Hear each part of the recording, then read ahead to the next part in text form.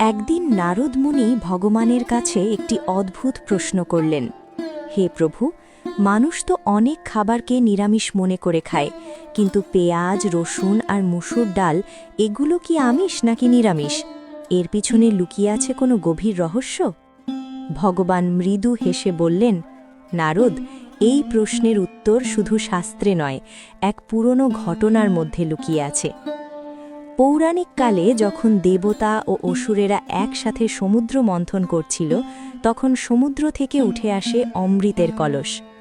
অমৃত পেয়ে দেবতারা খুব আনন্দিত হয়, কিন্তু অসুররাও অমৃত পেতে চাইল। তখন ভগবান বিষ্ণু তার সুন্দরী মোহিনী রূপ ধারণ করে দেবতাদের অমৃত বিতরণ করতে লাগলেন।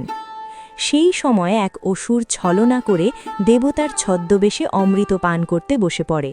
সে ছিল রাহু। সূর্য ও চন্দ্র তাকে চিনে ফেলেন এবং ভগবানকে জানিয়ে দেন। তখন ভগবান বিষ্ণু তার সুদর্শন চক্র দিয়ে রাহুর মাথা কেটে ফেলেন, কিন্তু অমৃত তার গলায় পৌঁছে গিয়েছিল, তাই রাহুর মাথা অমর হয়ে যায়। পেঁয়াজ ও রসুনের রহস্য।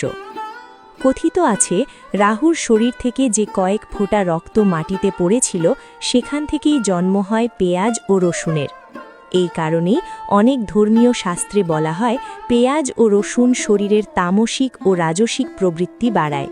তাই অনেক সাধু সন্ন্যাসী এবং ব্রত উপবাসে এগুলো খাওয়া থেকে বিরত থাকেন। তাই এগুলো সম্পূর্ণ আমিষ না হলেও সাত্ত্বিক নিরামিষ খাবারের মধ্যে ধরা হয় না। মুসুর ডালের কাহিনী। আর মুসুর ডাল নিয়ে একটি প্রাচীন বিশ্বাস আছে। অনেক পুরনো ধর্মগ্রন্থে বলা হয়েছে, একবার দেবতাদের যজ্ঞে একটি অশুচি ঘটনার পরে মুসুর ডালকে যজ্ঞে ব্যবহার না করার নিয়ম করা হয়। এই কারণেই অনেক ব্রাহ্মণ ও বৈষ্ণব পরিবারে বিশেষ পূজা বা ব্রতে মুসুর ডাল খাওয়া এড়িয়ে চলা হয়। তবে সাধারণভাবে সমাজে মুসুর ডালকে নিরামিষ খাদ্যই ধরা হয়।